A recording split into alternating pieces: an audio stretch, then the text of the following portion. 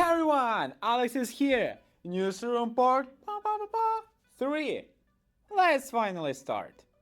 Yes, finally we'll tell about these AIs that is coming here. Like really, that's incredible. So ChatGPT have just announced the 5th version of them, and Google have before that released CLI, but I didn't tell about that. So let's finally tell about that all. So new ChatGPT will just help you to take the models that you have. So before that we have approximately 100 models that you should choose for different tasks, and finally right now we have just one model and we're just asking the question and it automatically understands what we should know and what specific model we should have. Yeah, there's still changing that to specific models, but right now we have like one model that understands what like your specific reason like you're asking that, and it just automatically takes this specific model that it should use on. So that will 100% help all of us to work better, faster, because we shouldn't think about the best model for our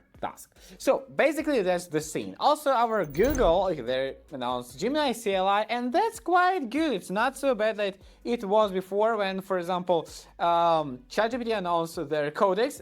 That's my personal opinion, that wasn't so good first, but right now Gemini CLI wasn't as bad at that time. ChatGPT has done that. So basically, if you are working with your programming stuff, with your Visual Studio Code, please shut that down. Just try Gemini CLI, try ChatGPT Codex, and finally try Cursor AI. In a couple of days, I hope that we'll create a Cursor AI video about, and if you'd like to have it faster, just write in the comments below. Maybe we won't do that, but with your comments, everything will be. Also, just forget and remember, ChatGPT announced agent. It's really very interesting one thing there, that it thinks that it's not robot. So when you're using that and you're trying to go to a specific website and there is this checkbox, you're not a robot, chatbot, our ChatGPT says that it's not a robot, it's okay, and it works with this test. So I don't know what to tell you.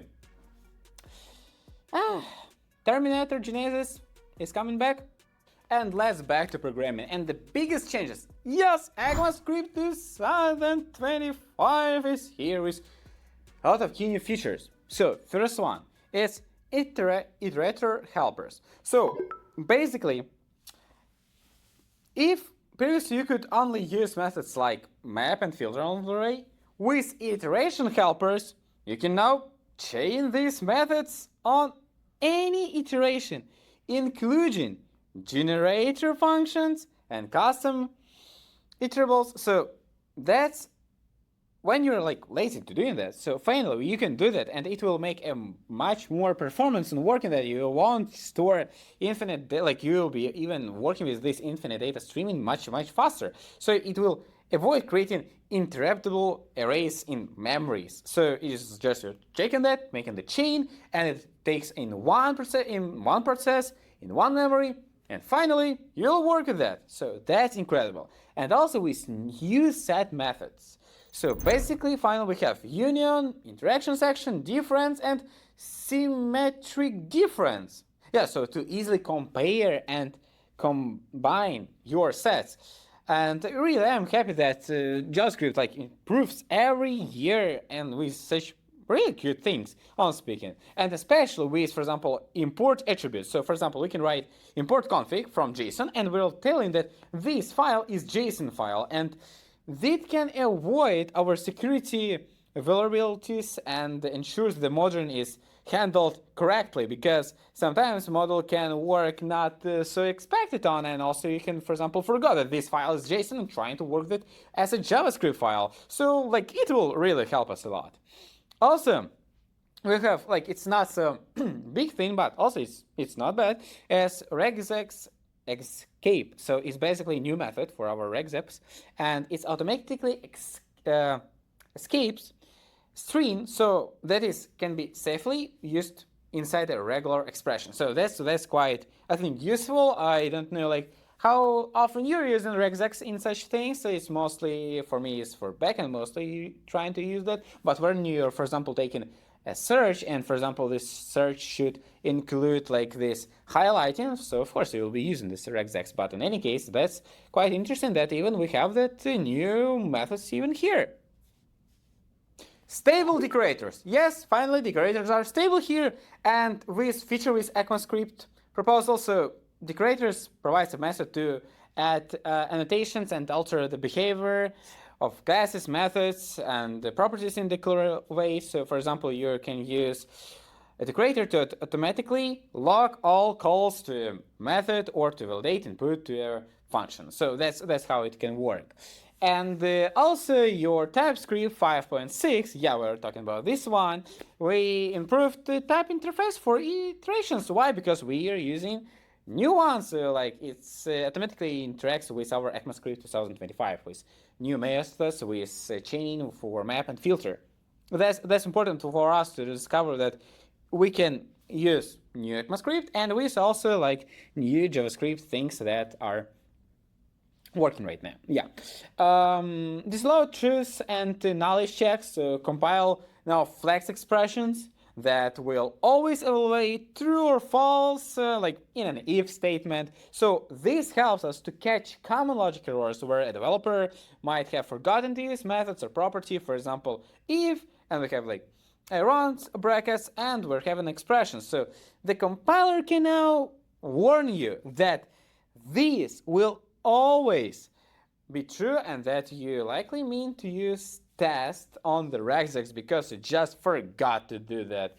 Yeah, without like, expression without the test. What? Don't do that, please. Yeah, so like involves also like in always performance improvements, such things. And also quick things. So we have SvelteKit 2.0 with file system based routine. Like the core of Svetel's routine is more initial than ever. So by creating files and folder with a plus prefix, for example, plus page Svetel, you can define your application rows without needing a separate configuration file. That's really incredible. Like we'll be making more and more of these automations, I think, during all of these times that we have AI and we have like business needs to create more and more faster applications. Yeah, nested layouts, which are also defined with plus layout. That's all how it works. Serialized actions and load functions, like the way you have handled like server-side logic has been refined. Like plus page server file now contains several only logic. Ensure that sensitive data like database credentials and ANP never reach the client. That's incredible finally that we can work with that. So our server actions with our SvelteKit, so it's truly server working. That's how it should be. That's how it should be with real server. So unified promise handling. So also SvelteKit 2.0 no longer automatically awaits top-level promises returned from a load function. So this challenge allows for better control over streaming data and prevents waterfall dependencies by giving the flexibility to the site when and how resolves promises. Yeah, that's how it should work. Thanks everyone for watching this video. I was really happy to tell you some news about what we have in AI sphere and about our ECMAScript with TypeScript and also with SvelteKit 2.0. So looking for you to see in the next video and thanks for coming here. All the best for you. Bye.